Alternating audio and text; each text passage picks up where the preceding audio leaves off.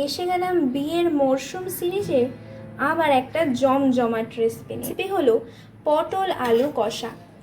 দারুণ এই স্বাদের রেসিপিটা দেখতে হবে পুরো ভিডিওটা। কষা বানানোর জন্য আমি এবার দিয়ে দিচ্ছি সর্ষের তেল। এই পটল আলু কষাটা ভীষণ টেস্টি হয়, অবশ্যই এইভাবে বানিয়ে দেখবেন যেভাবে আজকে বানাবো। দেখুন পটলগুলো কি সুন্দর। এই পটলগুলোকে এবার ভেজে নেব। আমি এরকম বড় বড় টুকরো করে কেটে নিয়েছি। এগুলো কিন্তু মাচার পটল আর খুব টেস্টি হয় পটলগুলো। তেল গরম হয়ে গেছে, এবার আমি আস্তে আস্তে পটলগুলো তেলের মধ্যে ছেড়ে দেব।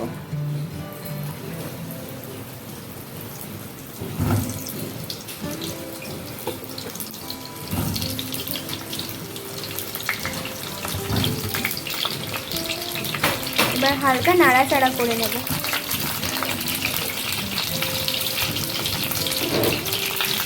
এবারে এর মধ্যে সামান্য একটু লবণ আর সামান্য একটু হলুদ গুঁড়ো দিয়ে দেব। এবার ভালো করে নাড়াচাড়া করে নেব।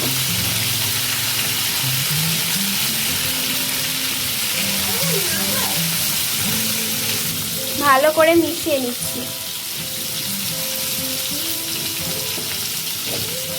এবার আমি ঢাকা দিয়ে দেব, তাতে সেদ্ধও হবে আর ভাজাও তাড়াতাড়ি হয়ে যাবে। পটলটা ভাজা হতে হতে আমি একটা পেস্ট বানিয়ে নিচ্ছি। এই দিয়ে দিলাম এতে 4 মগজ, আর দিয়ে দিচ্ছি ভিজিয়ে রাখা আমন্ডসগুলো। এবার দিয়ে দেব টমেটো কুচি। এবার দিয়ে দিচ্ছি 4টে লঙ্কা। এবার দিয়ে দিচ্ছি আদা কুচি, আর দিয়ে দেব পোস্ত।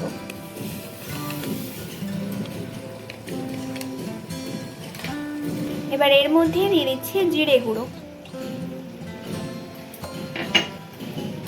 এবার দিচ্ছি ধনে গুঁড়ো। এবার দিয়ে দিচ্ছি লঙ্কা গুঁড়ো।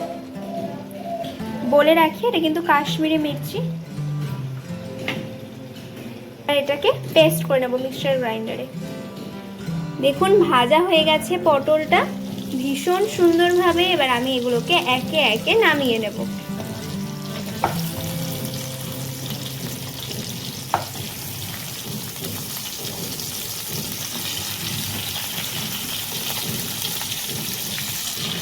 এবার ওই একই তেলে দিয়ে দিচ্ছে আলুর টুকরো, আর দিয়ে দিচ্ছে এর মধ্যে সামান্য নুন দিয়ে ভালো করে ভাজা করে নেব।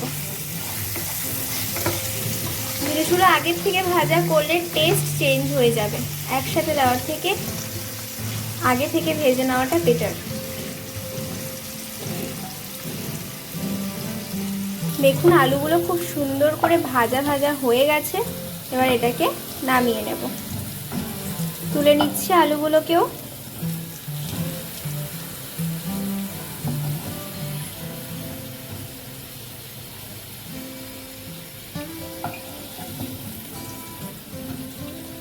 এবার আমি দিয়ে দিচ্ছি সামান্য তেল।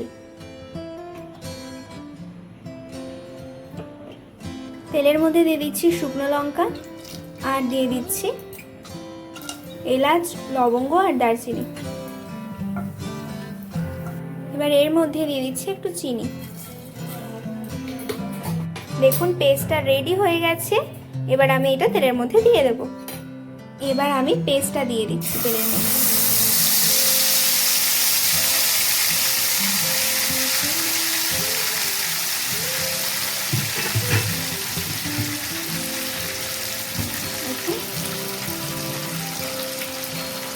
এবার এই পেস্টের মধ্যে আমি একটু হলুদ দিয়ে দিচ্ছি। এবার দিয়ে দিচ্ছি নুন।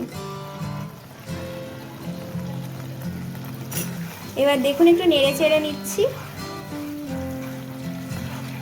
সুন্দরভাবে। এই মশলাটা ততক্ষণ অবধি কষাবো যতক্ষণ না এর তেল ছাড়ে। এর টেস্ট অনবদ্য হয়, ট্রাই তো অবশ্যই করবেন, দারুণ হয় খেতে। দেখুন মশলা কষা হয়ে গেছে আর তেলও ছেড়ে গেছে। এবার এর মধ্যে আমি দিয়ে দিচ্ছি কিশমিশ। এবার নাড়াচাড়া করে নেব। এবার এর মধ্যে দিয়ে দিচ্ছি ভাজা আলু আর পটল।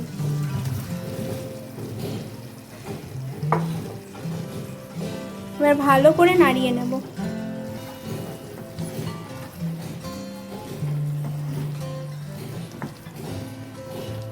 দেখুন ভালো করে নেড়ে চেড়ে নিয়ে মিশিয়ে নিয়েছি।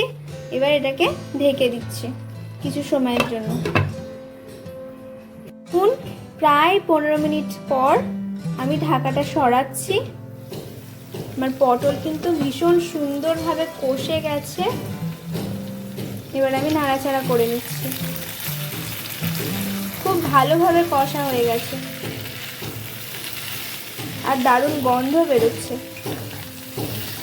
এর মধ্যে একটা স্পেশাল জিনিস কিন্তু দেব, এটা সিক্রেট।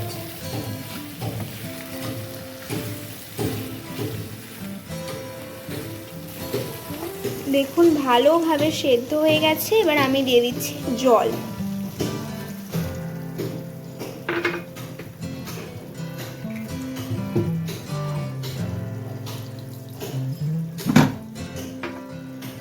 দু কাপ জল দিয়েছি। এবার আমি নাড়াচাড়া করে নিচ্ছি।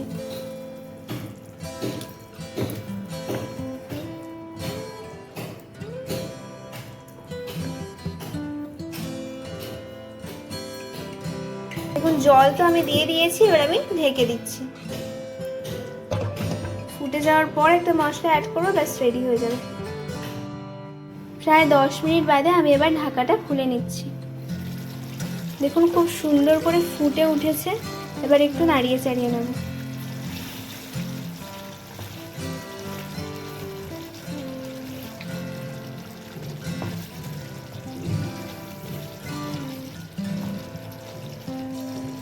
সব কিছু ভালো করে সেদ্ধ হয়ে গেছে।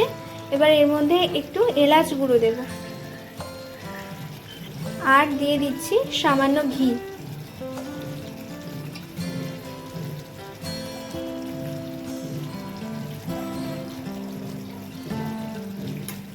এবার ভালো করে নাড়িয়ে নেব।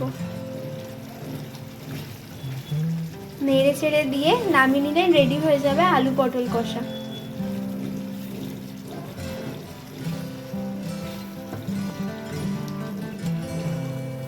আশা করি এই রেসিপিটা আপনাদের খুবই ভালো লেগেছে।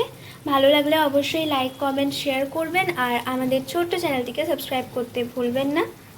আবার ফিরে আসবো নতুন ভিডিও নিয়ে।